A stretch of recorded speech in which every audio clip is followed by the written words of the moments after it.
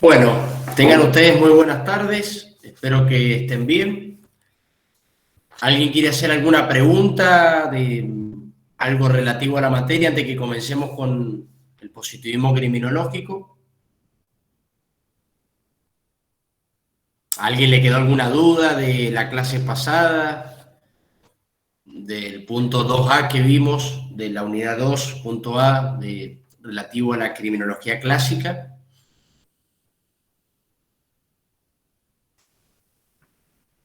Bien, bueno, vamos a comenzar. Lo que sí les voy a pedir, lo que les pedí de la primera clase, los que puedan encender la cámara, el micrófono, para interactuar, para vernos un poco las caras y hacer de esto lo más humano posible, se los agradecería.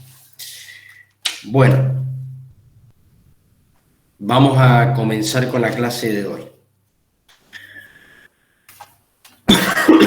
Bueno, como ustedes saben, el punto 2, el punto B de la unidad 2, lo ven por la quinta conferencia de la Palabra de los Muertos del libro del profesor Zaffaroni, que si mal no recuerdo va de la página 87 a la 115. Bien. Bueno, miren, cuando se habla de positivismo criminológico, de criminología positivista o de positivismo biologista, como vamos a ver, nos referimos al pensamiento criminológico, al discurso sobre la cuestión criminal que se desarrolla en Europa en la segunda mitad del siglo XIX y principios del siglo XX, como para que ustedes tengan un marco de referencia. Bien, estos son, como decimos siempre, son fechas aproximadas para que ustedes cronológicamente puedan hacer una especie de esquema a los fines meramente positivos. Se dan estas fechas para que ustedes puedan hacerse un esquema mental en la cabeza sobre fechas. Bien, aquí, como van a ver en la bibliografía, aquí y en la manualística tradicional, aquí se suele decir o suelen indicar los autores que la criminología adquiere en este momento histórico del pensamiento criminológico, aquí la criminología adquiriría estatus científico o académico, es decir, se concibe aquí a la criminología como una disciplina científica autónoma. Es decir, por estas razones que algunos autores entienden que aquí se inicia o nace la criminología como disciplina o como ciencia autónoma, ¿bien? Lo cual, como hemos explicado en clases anteriores, no es cierto. La criminología no se inició con Lombroso, que es uno de los pensadores más importantes del positivismo criminológico que vamos a ver hoy, no se inició con Lombroso y sus contemporáneos. Pues siempre hubo criminología desde que hubo poder punitivo, ¿bien? Como señalamos en la clase anterior, para los positivistas de la época, específicamente para Enrico Ferri, correspondía a los positivistas la creación de la criminología. Es decir, ellos fueron los que crearon la criminología. Y de alguna manera daban a entender que todo lo previo, es decir, que los penalistas del iluminismo no conocieron a la criminología, porque eran puros teóricos o filósofos o penalistas abstractos que solo se ocuparon del delito como ente jurídico, como ente abstracto. ¿Bien? Esa era la concepción que tenían los positivistas de la época, es decir, que a partir de su elaboración teórica y a partir, como vamos a ver, de la aplicación de las ciencias naturales y del método experimental al estudio del delincuente, ellos entienden que ahí nace o se crea o inicia la criminología como ciencia autónoma y que todo lo previo a ellos no era ciencia, sino pura especulación o espiritismo, ¿bien?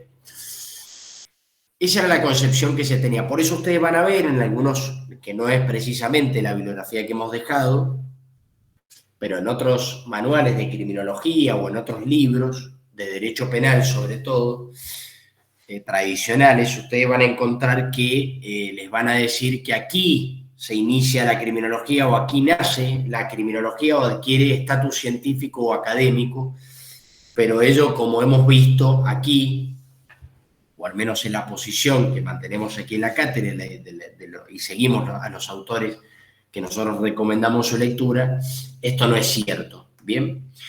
¿Y esto por qué? Porque por más que los manuales tradicionales de derecho penal no consideren a los penalistas y filósofos del iluminismo como criminólogos, sin duda que sí hacían criminología. Beccaria y todos los autores que hemos visto de la época proponían una legislación penal, es decir, proponían actos de poder, proponían actos políticos, proponían una política o una política criminológica. Y con ello también de alguna manera proponían un modelo o idea de sociedad y un modelo o idea del poder punitivo mismo. ¿Bien?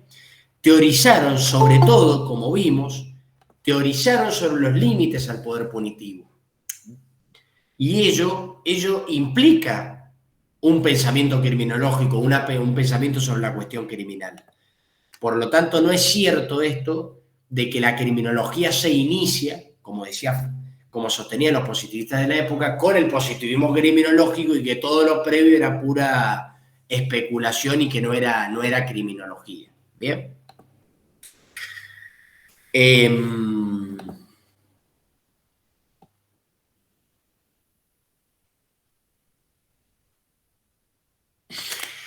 Bueno, como vamos a ver, el positivismo criminológico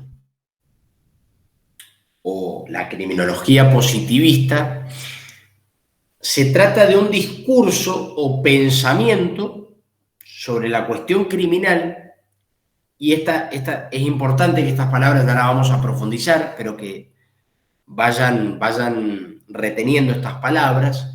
Era un pensamiento o discurso criminológico, etiológico, de base biologista y de ideología racista. ¿Bien? Que, como ustedes pueden ver, perdón que... Hola. Sí, disculpe, estoy dando clases. Si me puede llamar más tarde, no sé quién habla porque no tengo su número agendado, pero sí, si me puede llamar más tarde, pues estoy dando clases. A las 4 o 4 y media termino. Hasta luego.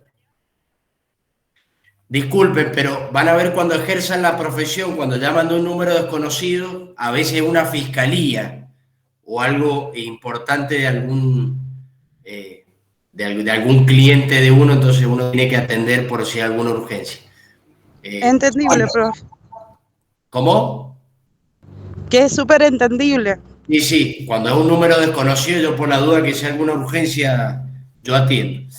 Bueno, como les decía, estas son las tres características que a mí me parece importante de este pensamiento criminológico. Etiológico, de base biologista y de ideología racista. Y como ustedes pueden advertir, los que han estado en la clase anterior, se darán cuenta que rompe totalmente con la filosofía racional liberal o sea, con el racionalismo de lo que estudiamos de la mal llamada escuela clásica, es decir, de los pensadores del iluminismo. Bien, ¿y cuándo se da esto? Que el discurso criminológico académico con la filosofía racional liberal en la segunda mitad, como les decía al principio de la clase, en la segunda mitad del siglo XIX, con la llegada o la irrupción de el positivismo criminológico, que lo que más vamos a estudiar, o lo que más se conoce en los manuales tradicionales, el positivismo criminológico italiano, que como vamos a ver es el que más influencia o más llegada o más anclaje tuvo en la Argentina en la primera década del siglo XX, pero en realidad, como vamos a ver, toda Europa era racista y biologista, es decir, era positivista. No es solamente el positivismo, no solamente en Italia tuvo auge el positivismo criminológico, todo este pensamiento, lo vamos a ver ahora, sino que se dio en toda Europa, en toda Europa. Bien. También, como vamos a ver, aquí, perdón. Bueno, otra cosa antes de pasar al contexto sociopolítico e ideológico que me interesa, es que, y como ya vienen advirtiendo por lo que les vengo explicando, este pensamiento criminológico, esta elaboración teórica, no va a tener por objeto al delito considerado como ente jurídico, como más bien era el objeto del pensamiento de los filósofos y penalistas de la criminología clásica, sino que aquí van a enfocar su atención en el delincuente, ¿bien? Y en el delincuente, ¿cómo? Como un delincuente como sujeto diverso, distinto del individuo normal, ¿bien? Y de allí, como les decía recién, aplicando lo que estaba en auge en ese momento, que es el ferviente cientificismo, es decir, el auge de las ciencias naturales y del método experimental, lo que van a hacer los positivistas es aplicar la ciencia natural y el método experimental para abordar o para estudiar el fenómeno criminal o la persona del delincuente. ¿Bien? Como ya vamos a ver, los delincuentes para el positivismo criminológico, los delincuentes natos eran no tenían un sustento no tenían un sustento científico sólido, sino que, como vamos a ver, eran personas de clases bajas, ¿no? Pero ya lo vamos a ver más adelante. Bien, entonces, como decimos, el objeto de estudio de este pensamiento criminológico va a ser el delincuente como sujeto diverso, es decir, como diferente al individuo normal. Bien. ¿Por qué hablamos de paradigma etiológico? Y como vamos a ver, el paradigma etiológico recién va a haber un cambio de paradigma 100 años más tarde, en la década del 70, 80 del siglo pasado, con la criminología crítica, en donde vamos a ver ahí la incorporación de lo que se denomina el paradigma de la reacción social. Pero aquí el paradigma teológico se refiere a concebir a la criminología como una ciencia que estudia las causas del delito o los factores que determinan el comportamiento criminal. Es decir, a lo que apuntan es, según en su esquema o elaboración teórica, a individualizar las causas de esa diversidad para combatirlas con una serie de medidas que actúen sobre el sujeto criminal, sobre el delincuente, es decir, lo que ellos denominaban corrección. Bien, por eso les decía que el objeto de estudio es el delincuente como sujeto diverso, es decir, como distinto al individuo normal.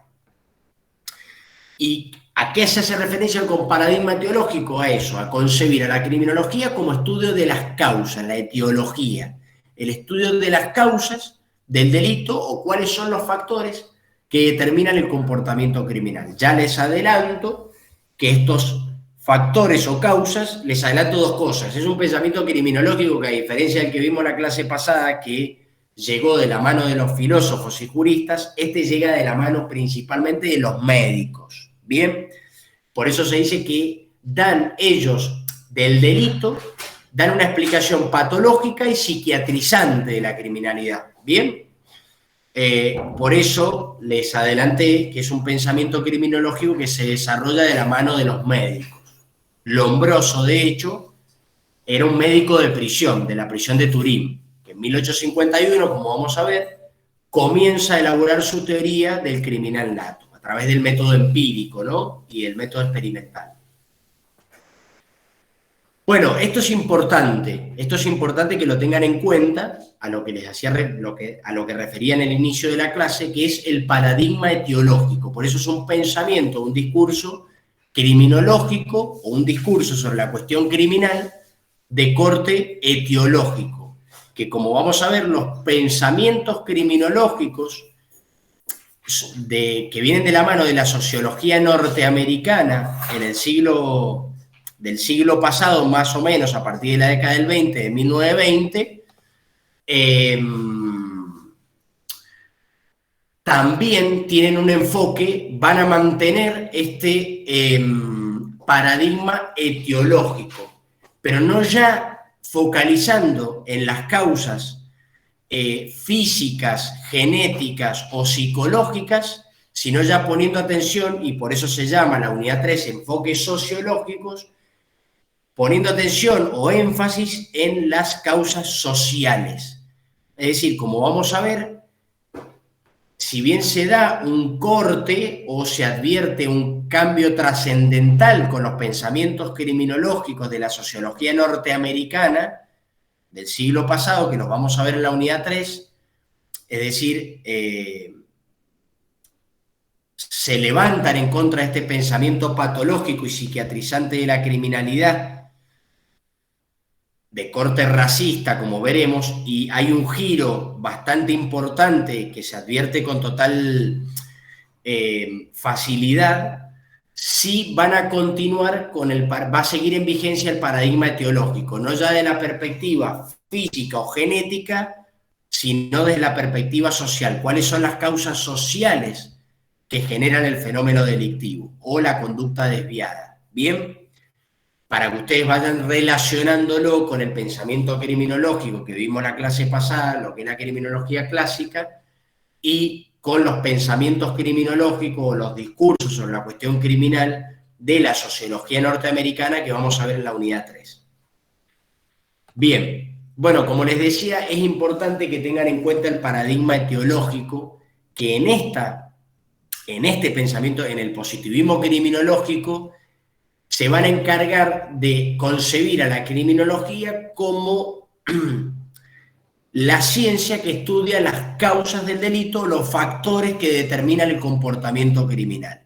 Y acá lo más importante, como les decía, ellos van a prestar especial atención en las causas físicas o genéticas o psicológicas que determinan el comportamiento criminal. Y una de las teorías más conocidas de la época es la teoría del criminal nato de Lombroso. ¿Bien? Que, les repito, el positivismo criminológico no se limita al positivismo criminológico italiano, como suelen hacer referencia en los manuales tradicionales de derecho penal, sino que toda Europa era positivista. Lo que más conocemos nosotros por una cuestión de tradición es el positivismo criminológico italiano, porque, como les decía, tuvo mucha importancia o tuvo una impronta interesante en los penalistas argentinos, tuvo una influencia importante en toda Latinoamérica, pero específicamente tuvo una llegada importante en el Río de la Plata en los penalistas de las primeras décadas del siglo XX, que ya lo vamos a ver: Ramos Mejía, José Ingenieros, Eusebio Gómez, José María Drago. Todos ellos tuvieron una influencia, era el positivismo en Argentina, bien, el positivismo puro y duro criminológico en Argentina, de corte, como les decía, racista y biologista. Bueno, como les dije desde la primera clase, es importante para entender los diversos pensamientos criminológicos, es importante tener en cuenta el contexto ideológico y sociopolítico en el cual irrumpe o tiene lugar el positivismo criminológico. Es decir, este pensamiento que se desarrolla, como vamos a ver específicamente, en el área del control social de las grandes ciudades como consecuencia de la revolución industrial y el surgimiento de una nueva clase, la clase obrera.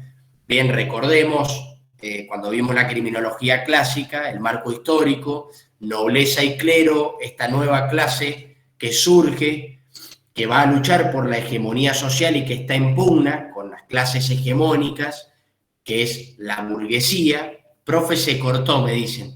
Claro, pero yo les pido, yo ya se los he pedido, para que yo no hable 5 minutos solito, les pido que alguien interrumpa con el micrófono y me digan que no se escucha, porque si no yo estoy hablando.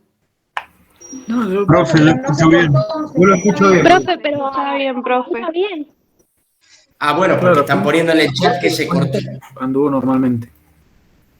Bueno, entonces se le cortó a la alumna. Bueno, ¿se ha escuchado todo entonces? Sí, profe. Ah, bueno, perfecto.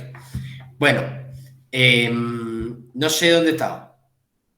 A ver, ¿quién me puede recordar qué estaba diciendo? digamos, Profe, estaba con hablando el clero, la nobleza. ideológico. Ah, bien, bien, bien, bien. Bueno, así como aparecen los comerciantes, los banqueros, etcétera, etcétera, en la época, que es la clase social emergente que conocemos como burguesía, bueno, aquí se va a dar ya en el poder la burguesía, va a haber una nueva clase que va a entrar en pugna y va a luchar por esa hegemonía social que es la clase obrera, ¿bien? Que como se cataloga en ese momento eran las clases peligrosas, a las cuales había que controlar. Por eso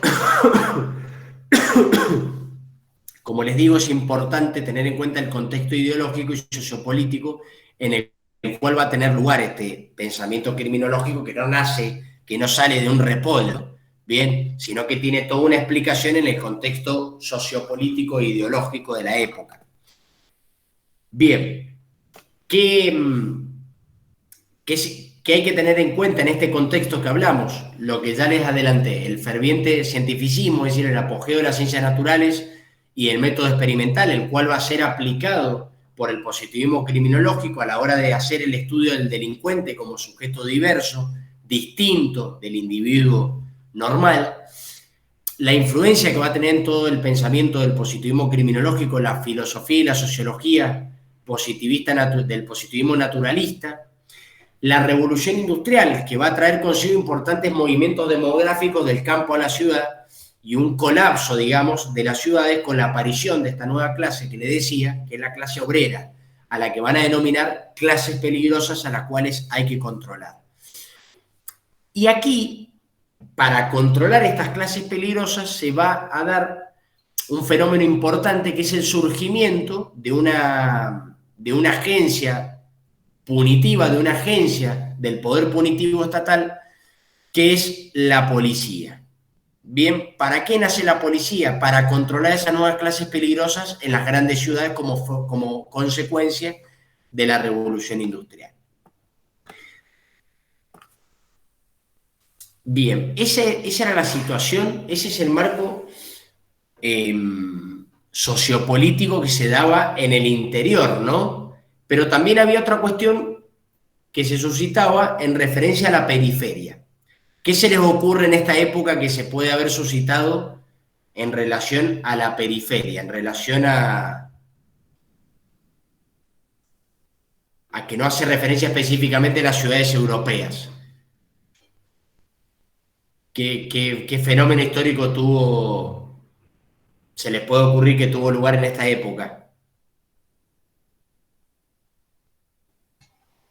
Las independencias, las guerras de independencia. Sí, pero sí, no está mal, pero específicamente va a haber una segunda... La Primera Guerra Mundial. ¿Cómo? Digo, la Primera Guerra Mundial. No, antes, me refiero antes, finales del siglo XIX. Eran los procesos de neocolonialismo. Claro, muy bien. ¿Quién dijo eso? ¿Cómo es su nombre? Cecilia. Claro, Cecilia. Se va a dar la segunda etapa de la colonización, es decir, lo que se conoce, como bien dijo Cecilia, como neocolonialismo. Esto también era un marco a tener en cuenta, es decir, no solamente lo que se suscitaba en el interior de las ciudades, bien, que es lo que les acabo de explicar, el surgimiento de la nueva clase, la clase obrera, las clases peligrosas, y el surgimiento de esta importante agencia en el ejercicio del poder punitivo, que es la policía, para controlar a esta nueva clase emergente, las clases peligrosas, ¿sí? Sino que también, como bien señaló Cecilia, el interior de África estaba virgen y todos la miraban con codicia. Todo me refiero a Europa, ¿no?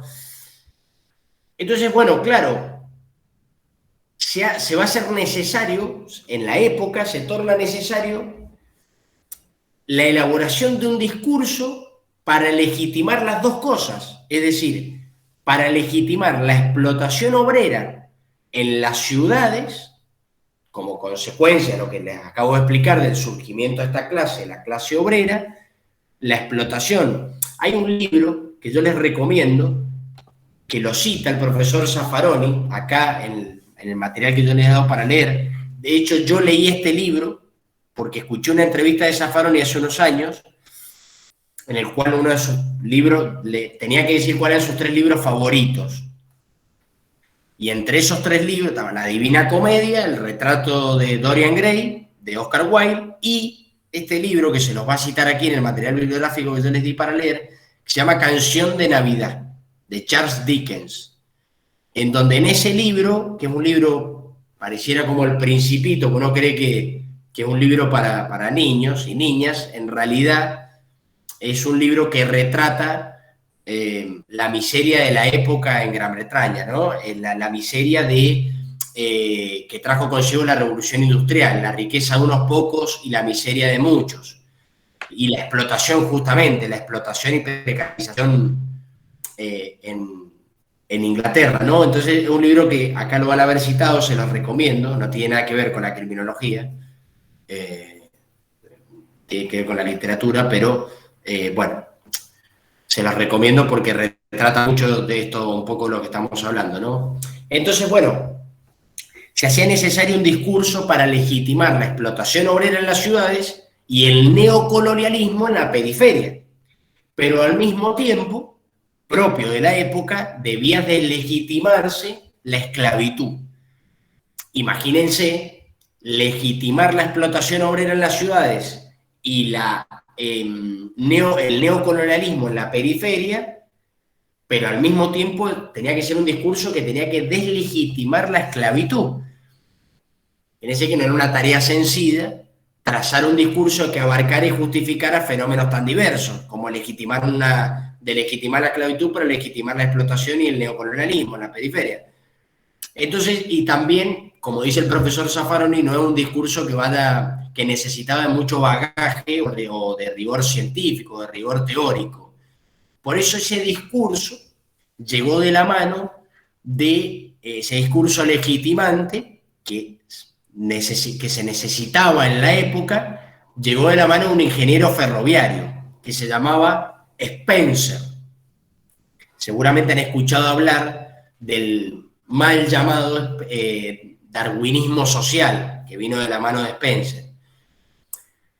¿Y cómo lo hizo Spencer? A través de lo que Zaffaroni llama un racismo optimista, ¿bien? O, como le decía, el mal llamado y conocido darwinismo social. ¿Y por qué se llama darwinismo social? Porque básicamente lo que hizo Spencer fue tomar la teoría de la selección natural de Darwin, tomar las teorías de Darwin y llevarlas a la sociología.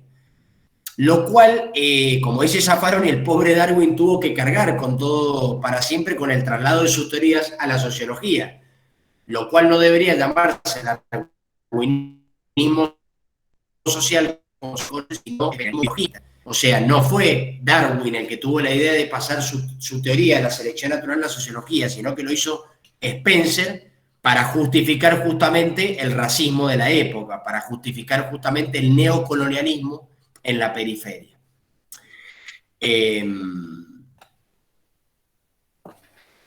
Y bueno, ¿cómo se da este fenómeno? Que lo van a ver bien en el material bibliográfico, pero ¿cómo se genera este fenómeno del traslado de la selección natural de Darwin a la sociología a través del mal llamado darwinismo social? ¿Qué es lo que hace Spencer?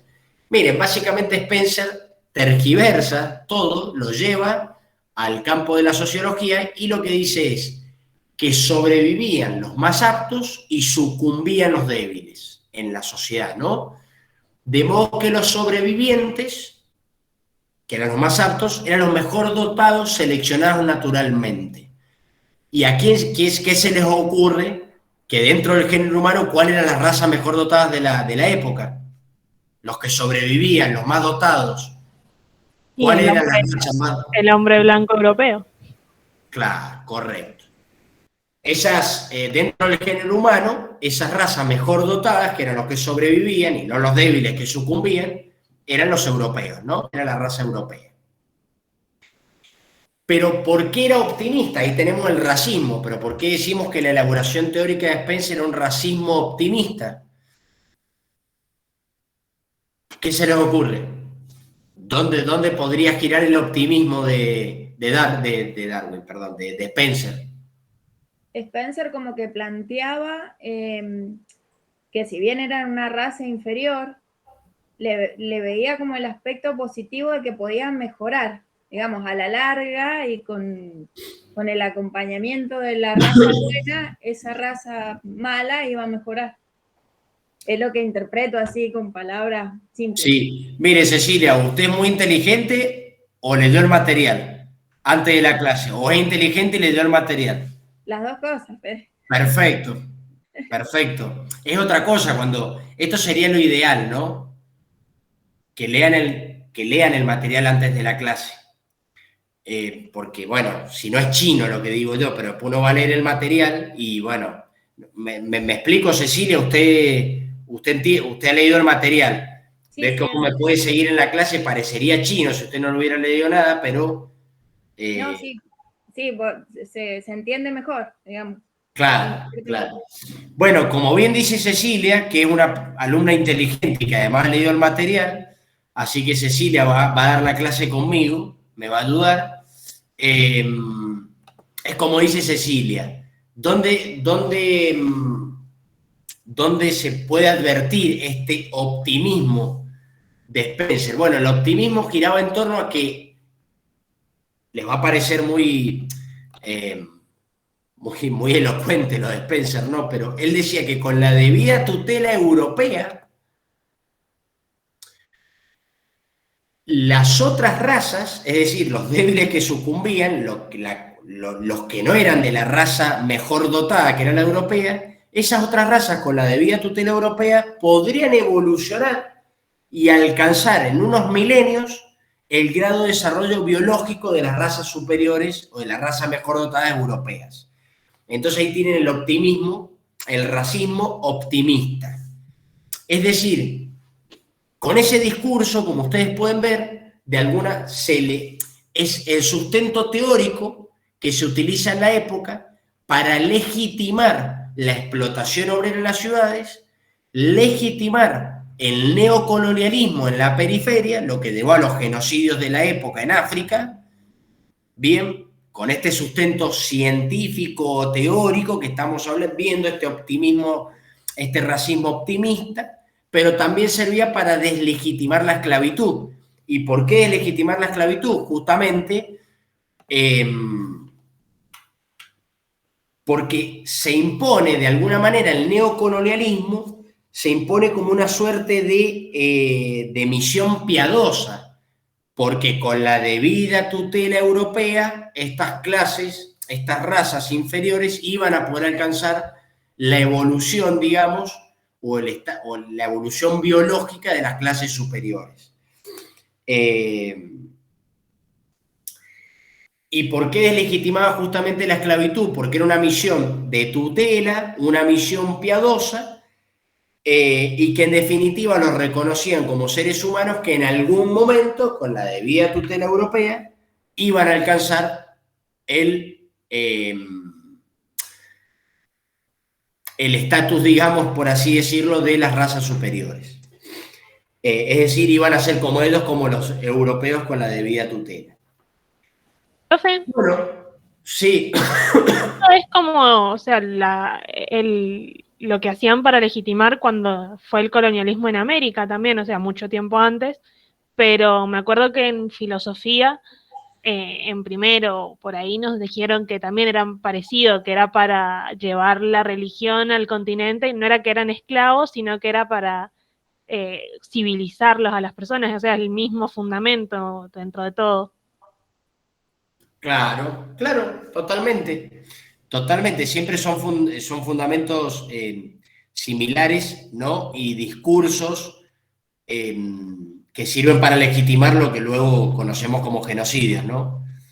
Pero como usted bien dijo, el genocidio que se llevó a cabo en América tiene un discurso legitimante muy parecido a este neocolonialismo que se da en el siglo XIX y principio del siglo XX, sobre todo en África, de la mano de potencias europeas. Sí, sí, totalmente, coincido. Bueno, como les decía, esto hizo, al amparo del mal llamado darwinismo social o del racismo optimista de Spencer, o del evolucionismo planteado por Spencer, se legitimó de alguna manera, como les decía recién, científicamente o teóricamente, el reparto equitativo de África, el cual tuvo lugar en 1885 en el Congreso de Berlín, en donde se repartieron África como si fuera una torta, como si fuera una pizza, ¿bien? Y las consecuencias de ello se ven desde hace un tiempo y en la actualidad, ¿no? Las consecuencias que ello ha traído en el continente africano. Incluso, como bien señala Zaffaroni, hizo que se lanzaran al colonialismo potencias que antes no lo habían hecho, como Alemania y como Bélgica.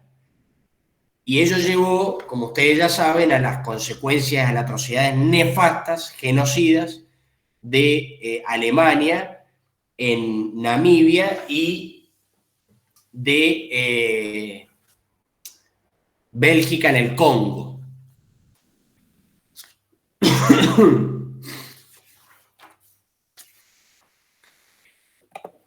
Bueno,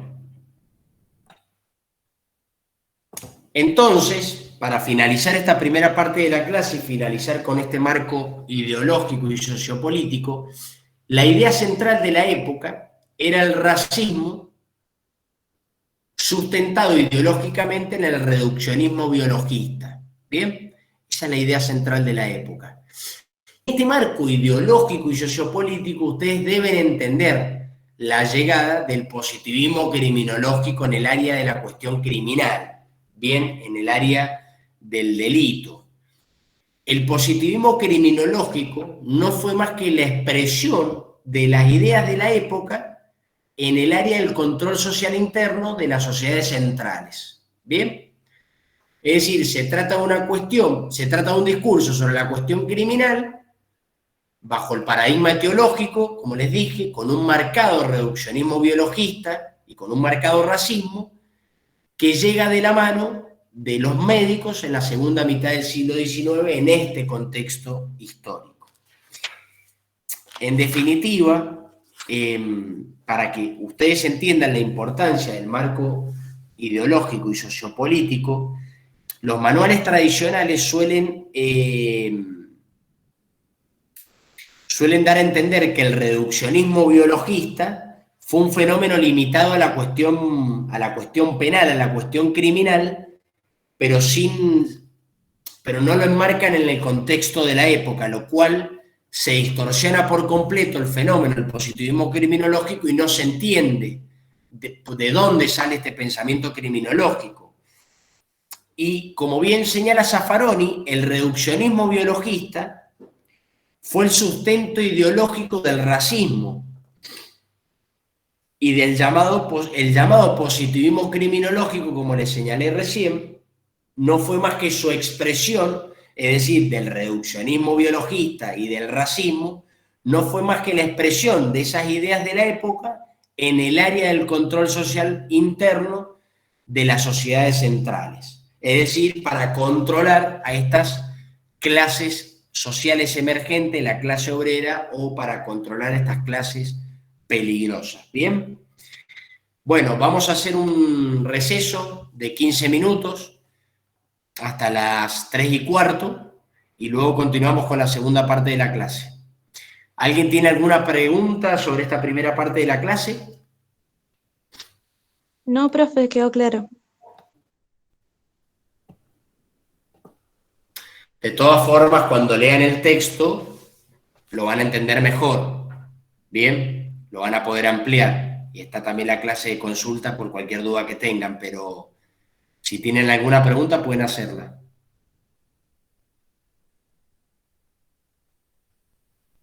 Bueno, si no hay preguntas, nos vemos a las 15:15. Perfecto, profe, gracias. Gracias, profe.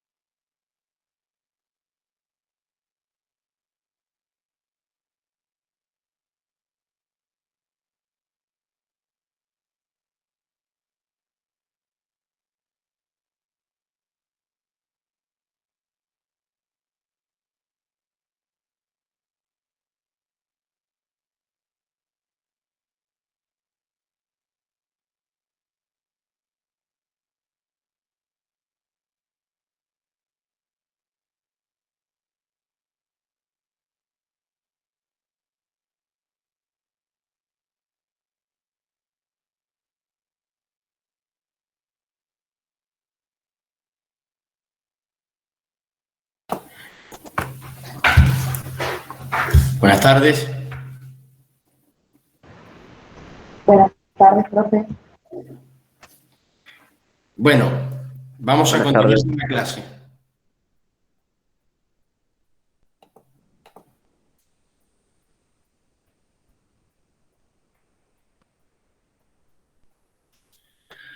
Bueno, entrando ya en la escuela italiana, o nueva escuela, como también se la conoce, con el positivismo criminológico italiano, cuyos principales referentes fueron Lombroso, Ferri y Garofalo, es importante que ustedes tengan en cuenta que el positivismo criminológico, como les adelanté, no fue un producto original de la antropología criminal de Lombroso, sino que el médico italiano, este médico italiano de la prisión de Turín, tomó las ideas de la época, las que hablamos en la primera parte de la clase, y las sintetizó o construyó su teoría del criminal nato en su famoso libro L'uomo delincuente, que la primera edición es del año 1876.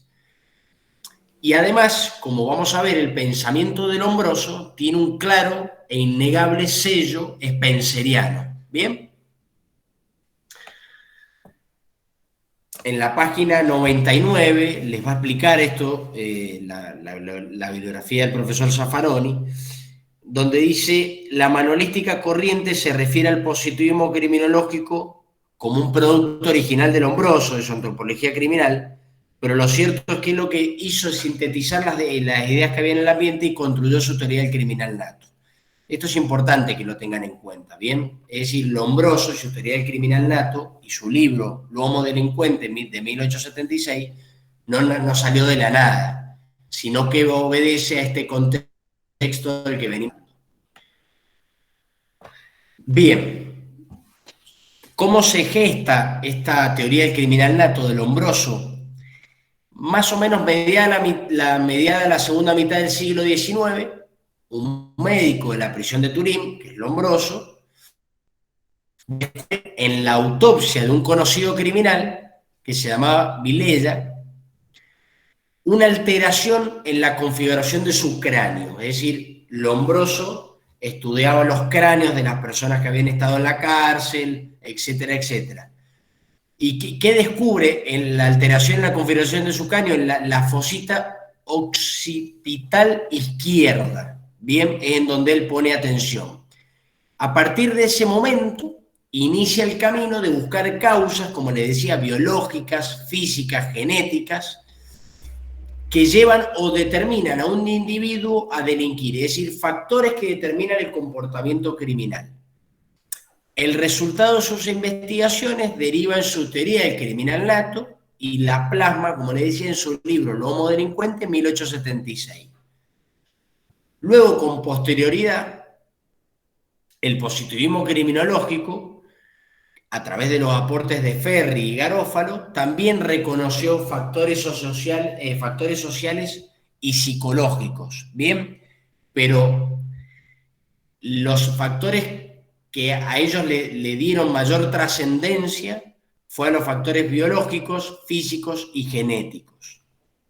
¿Cómo lo hacía Lombroso? ¿Cómo hizo esto? A través del método científico naturalista, es decir, a través del método experimental, a través del método empírico, a través, ¿cómo? De la observación clínica de sujetos para elaborar la teoría de las causas de la criminalidad.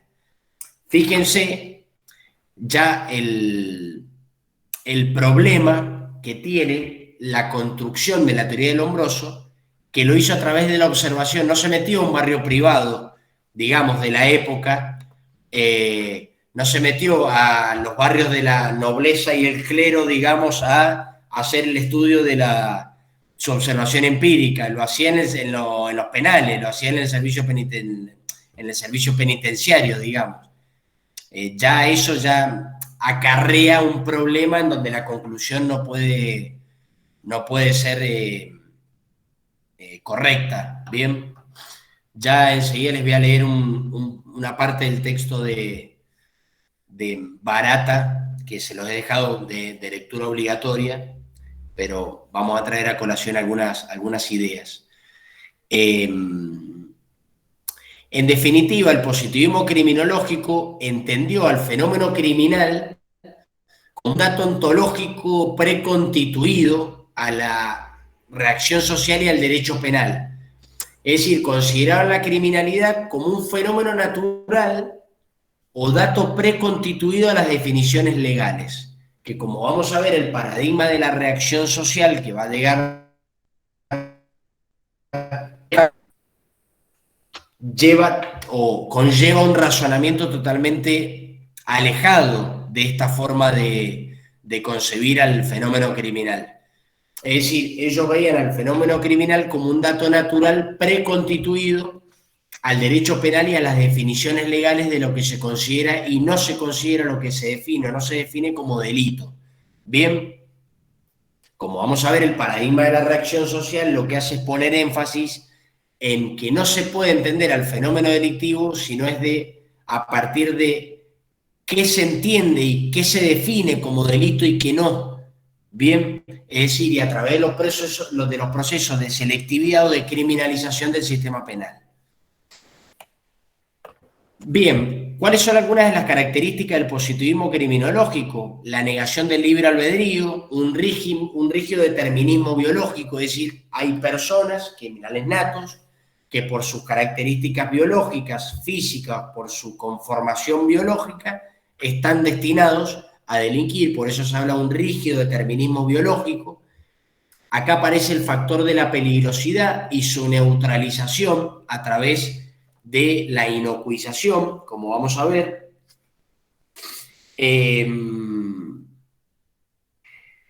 Principalmente quien expuso la tesis del determinismo al crimen fue Ferri, y él entendía que el determinismo al crimen debía llamarse peligrosidad. Y la defensa social exigía su neutralización por parte del poder punitivo. Pero básicamente es eso, el determinismo al crimen él lo denominó peligrosidad. ¿Y cómo se neutralizaba? A través de una finalidad preventivo especial de la pena o de medidas de seguridad. Y una finalidad preventivo especial, una prevención especial negativa, que como ustedes seguramente han visto en parte general, en la clasificación que hace de la finalidad preventivo especial de acuerdo al delincuente von Lis, esto tiene innegables puntos de contacto con el pensamiento del positivismo criminológico, en donde se habla de la inocuización del delincuente incorregible, es decir, sanciones penales indeterminadas e incluso perpetuas.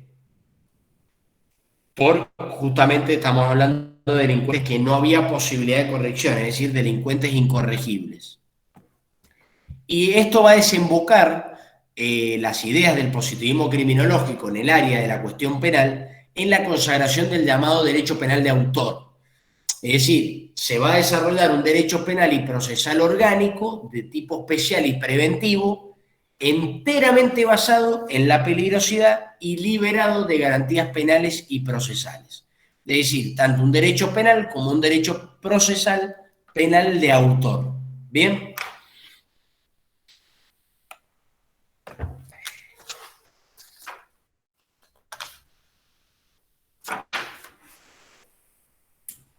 Cuando yo les decía recién que el pensamiento de Lombroso no salió de un repollo, sino que lo que hizo fue sintetizar las ideas que había en el ambiente y plasmarlas en su teoría del criminal nato y en su libro El Homo Delincuente, y les decía también que tiene un claro e innegable sello spenceriano. Ustedes fíjense,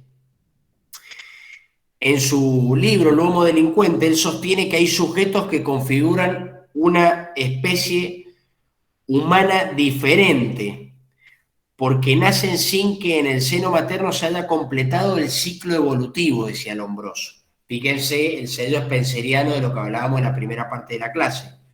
Sostenía Lombroso que estos delincuentes natos serían seres mal terminados, semejantes a los salvajes colonizados, a los que les faltaba el último dobladillo, porque no habían alcanzado aún la evolución filogenética de los europeos colonizados.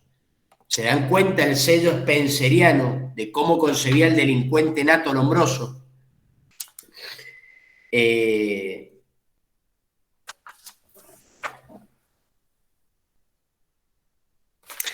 Fíjense otra cuestión. El libro Lomo Delincuente de Lombroso fue acompañado de un atlas con muchísimos retratos y fotografías de delincuentes. Y acertadamente Zaffaroni lo que dice es que el error de Lombroso fue interpretar esos signos como causas del delito, bien, cuando en la mayoría de los casos eran causas de la criminalización, lo que se denomina aportación de rostro en la actualidad, bien. Fíjese, puede verse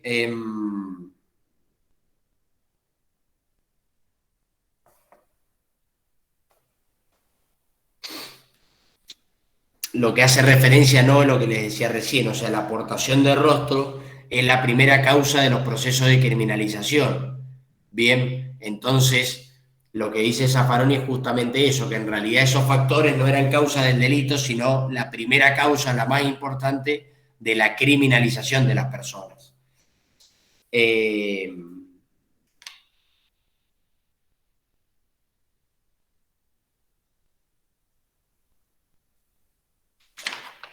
Les quiero leer, antes de pasar a la influencia del positivismo criminológico en Argentina, me interesa leerles una conclusión a la que llega el profesor Barata, que se los he dejado de lectura,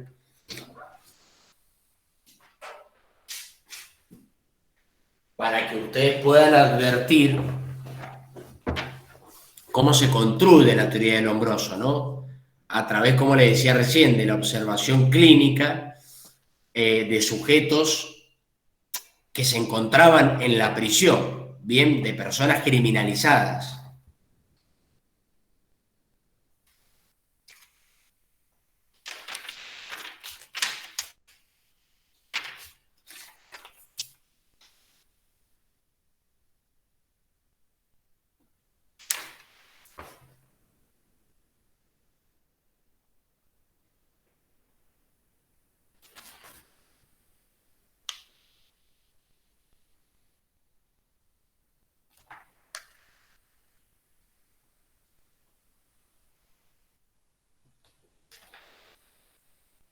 Miren, fíjese.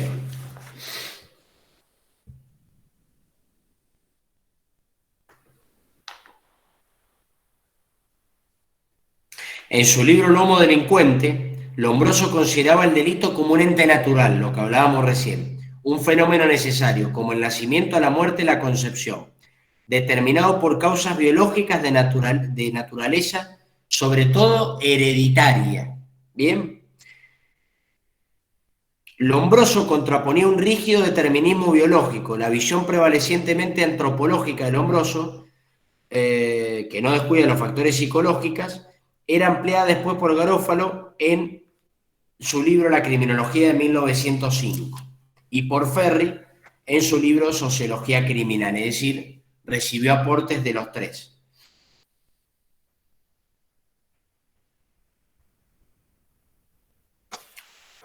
Y lo que les quiero leer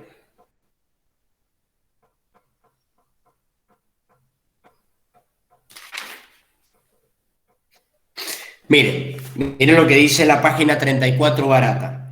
Los sujetos que observaba clínicamente para elaborar la teoría de las causas de la criminalidad eran individuos caídos en el engranaje judicial y administrativo de la justicia penal y sobre todo clientes de la cárcel y del manicomio judicial, individuos seleccionados por ese complejo sistema de filtros sucesivos que es el sistema penal. Partió una concepción del fenómeno criminal según el cual este era puesto como un dato ontológico preconstituido a la reacción social del derecho penal.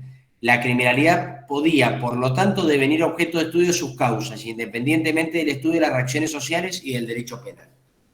¿Se entiende la idea y cómo elabora su teoría del criminal nato a través de la observación clínica de personas que ya, por el mecanismo de filtros selectivos que tiene el sistema penal, habían caído en la prisión? ¿Bien?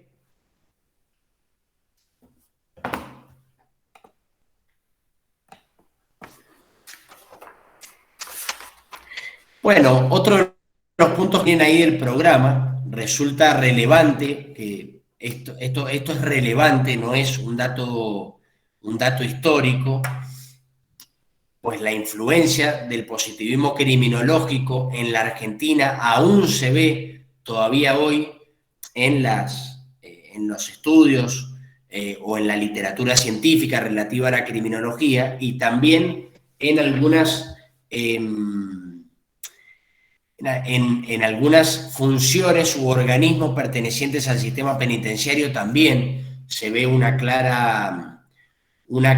claro reflejo institucional del positivismo criminológico.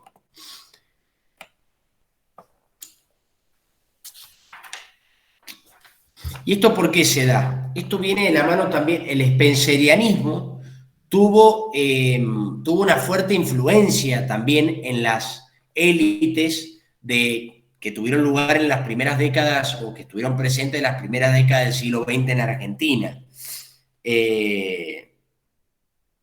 Fíjense lo que dice Zaffaroni. Esta entusiasta acogida del racismo criminológico por nuestras élites se debía a que no hacía más que confirmar su derecho natural biológico a la hegemonía sobre las masas mestizas necesitadas de piadosa evolución tutelada. Lo mismo que se da para legitimar el neocolonialismo en África. Rápidamente se pasó al control de los gringos degenerados de la inmigración indisciplinada socialistas anarquistas. Es claro, pues, que nuestra criminología nació con un marcado e innegable sello racista. Es decir, la criminología en las primeras décadas del siglo XX nació con un marcado sello racista. ¿Por qué? Porque acogió las ideas del spencerianismo, bien, y porque acogió el positivismo criminológico, específicamente el positivismo criminológico italiano. Hay un libro que acá hace referencia a Zaffaroni, que es La mala vida de Eusebio Gómez. En La mala vida de Eusebio Gómez,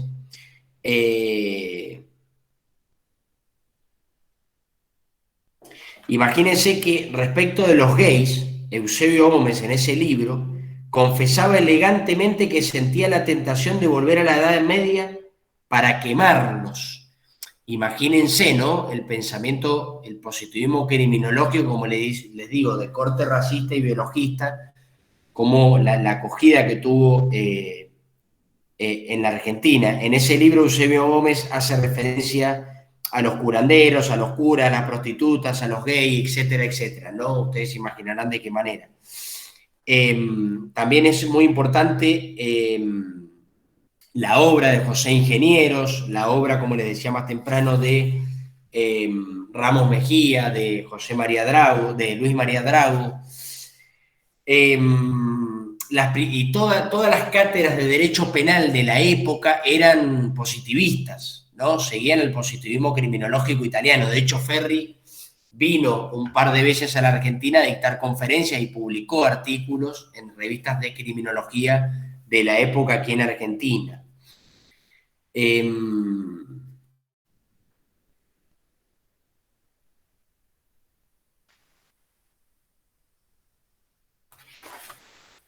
Otro dato importante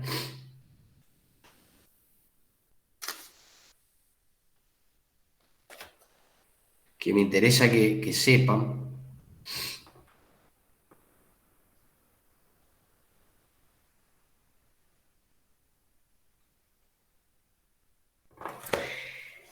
que es eso que hacíamos referencia recién. ¿Por qué tuvo tanta acogida el pensamiento spenceriano en las oligarquías o en las élites de las primeras décadas del siglo XX en Argentina?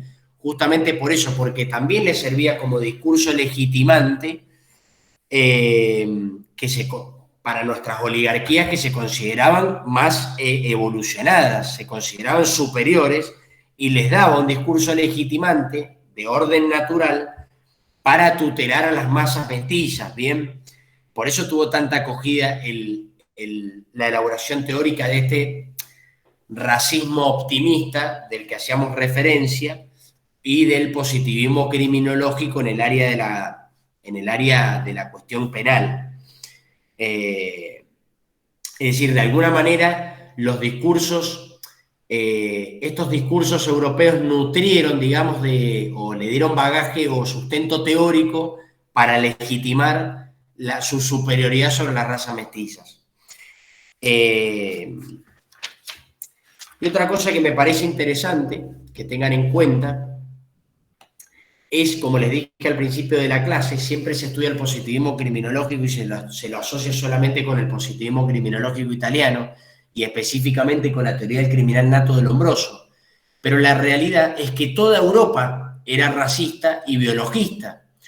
Es decir, el reduccionismo biologista no se limitó a Lombroso y a la escuela italiana, y específicamente a Lombroso y su teoría del criminal nato, sino que las distintas escuelas criminológicas de la época, la mayoría de ellas de la mano con aportes trascendentales de la medicina o de los médicos, la mayoría de las escuelas criminológicas de Europa eran positivistas.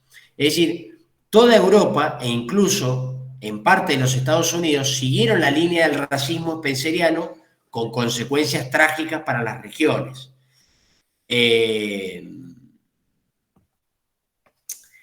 Eso es importante que lo tengan en cuenta, porque la manualística tradicional, sobre todo del ámbito del derecho penal, siempre se suele asociar el positivismo criminológico solamente con Lombroso.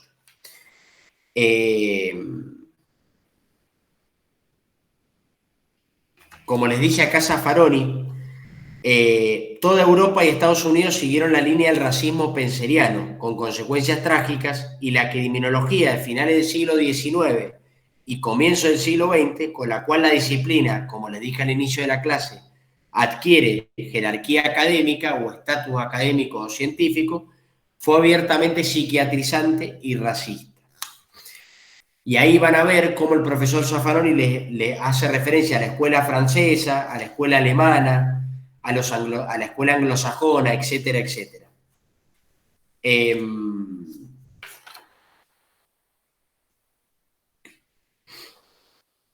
¿Y esto por qué? ¿Esto por qué se genera? Porque la teoría del criminal nato, este desconocimiento se genera porque, si bien es cierto que la teoría del criminal nato de Lombroso no fue acogida por las otras escuelas positivistas de Europa, pero no por distanciarse de su ideología racista y biologista, sino, como dice Zaffaroni, por una cuestión de ego científico. Bien, es decir, por envidia o por prejuicios nacionalistas, pero no porque se apartaran de su concepción, de su reduccionismo biologista para sustentar el racismo, sino justamente por esto, pero que no hayan adoptado las diversas escuelas criminológicas europeas de la época, que no hayan adoptado la teoría del criminal nato, no quiere decir que el positivismo criminológico de corte biologista y racista solamente tuvo lugar en Italia. Bien, y por último, me interesa que, esto no está en la bibliografía, pero sí lo van a encontrar en la guía, cómo todo esto que venimos hablando y la construcción teórica del positivismo criminológico, cómo tuvo importantes contactos con el pensamiento de Frank von Lis en 1882 en su programa de Marburgo. Es decir, específicamente con lo que von Lis llamó el delincuente incorregible. Bien, von Lis de Alemania, ¿no? Como ustedes saben, von Lis hizo una clasificación teniendo en cuenta su finalidad, la finalidad de la pena que él sostenía, que era una finalidad preventivo especial, en donde encontraban la finalidad preventivo especial positiva y negativa. En su libro, La idea fin del derecho penal, como conocido en 1882 como programa Marburgo, él estructura de la pena en un triple contenido teniendo en cuenta el tipo de delincuente: la corrección de los delincuentes susceptibles y necesitados de mejora, la intimidación en el caso de delincuentes no necesitados de mejora, y la inocuización o exclusión o neutralización de los delincuentes no susceptibles de mejora. Bien, es decir, no susceptibles de corrección. Lo que von Lis llamaba los delincuentes incorregibles o los enemigos del orden social. En caso de tratarse de delincuentes habituales o reincidentes, a los que él denominó, como le decía, incorregibles, él decía que lo único que cabía para esos delincuentes, la única solución posible era la inocuización o neutralización. ¿Cómo? A través de penas perpetuas o indeterminadas o de medidas de seguridad por tiempo indeterminado con posterioridad al cumplimiento de la pena. Es decir, a través de la aplicación de una prevención especial negativa. Fíjense cómo el delincuente incorregible de von List, de su programa de Marburgo, tiene muchos puntos de contacto con el delincuente nato, digamos, del Lombroso, y cómo hay que abordarlo para combatir su peligrosidad y llegar a su corrección. O incluso delincuentes que no pueden ser corregidos, directamente corresponde su neutralización o exclusión o neutralización social. Bueno, no sé si alguien tiene alguna pregunta para hacer antes que demos por finalizada la clase. Todo esto que hemos explicado lo van a encontrar en el texto del profesor Zaffaroni y en el texto del profesor Barata. ¿Bien? No sé si alguien tiene alguna pregunta, a alguien no le ha quedado algo claro.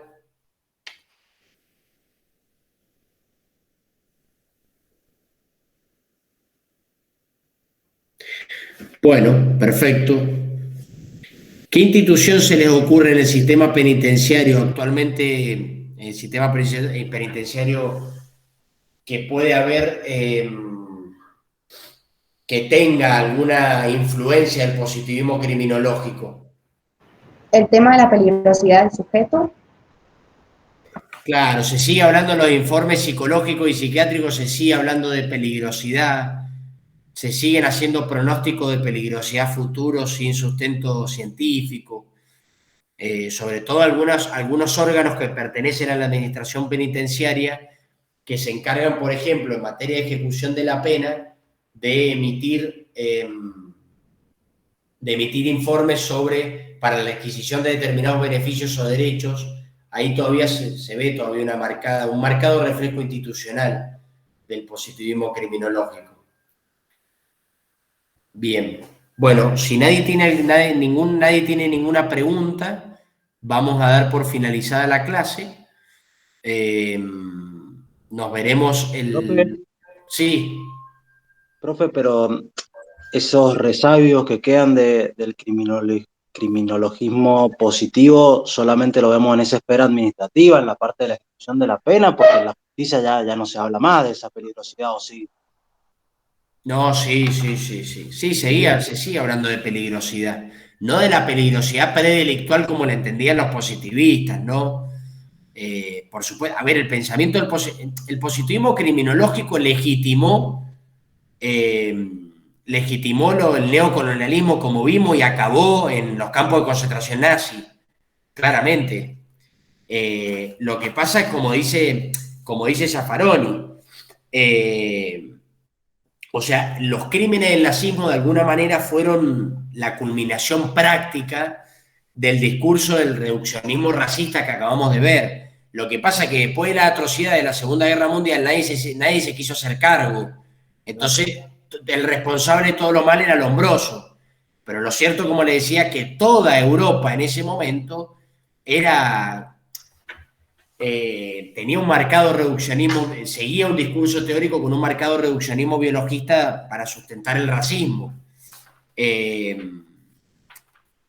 Pero bueno, actualmente sí. Fíjense lo que dice Zaffaroni, es muy elocuente lo que dice.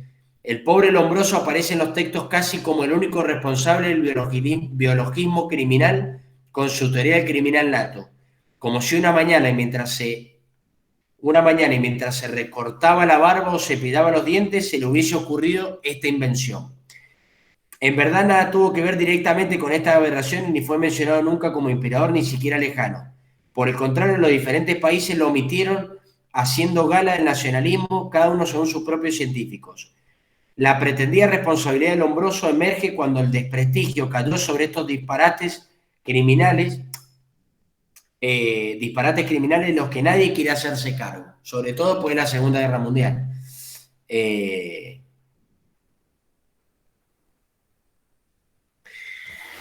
Sigue, por supuesto que no con este alcance que le acabo de leer, ¿me entiende? Pero sigue habiendo algunos resabios o algún reflejo institucional de esa forma de razonar, ¿no?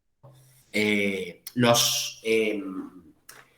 positivismo criminológico que trae como consecuencia un derecho penal de autor, como ustedes se pueden imaginar, es propio de sistemas autoritarios, ¿sí? Pero, sin embargo, sigue habiendo algunos resabios, no con el alcance que hemos visto en algunas instituciones o en la administración penitenciaria en materia de ejecución de la pena. Bueno, hoy es 1, la clase que viene vamos a comenzar con la unidad 3 y en la otra clase, el miércoles 15 a las 14:30 es el primer parcial, que abarca, como ustedes saben y como está en el aula virtual, la unidad 1 y la unidad 2 que acabamos de terminar de dar. ¿Sí? El miércoles 15 a las 14:30 por intermedio del aula virtual. Bueno, cualquier duda o cualquier pregunta, estoy mañana en consulta. No, mañana no, lo cambié el horario de consulta. No es más los jueves 7 a 8. Es los viernes de 2 a 3 de la tarde. El enlace de Meet sigue siendo el mismo, el que está en el aula virtual para las consultas. Bueno, si no hay ninguna observación o ningún aporte o ninguna pregunta, nos vemos el miércoles que viene para comenzar con la unidad 3. Éxitos y mucha suerte a los que están rindiendo exámenes finales.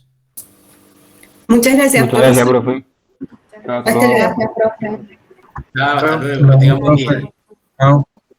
Muchas gracias, éxitos.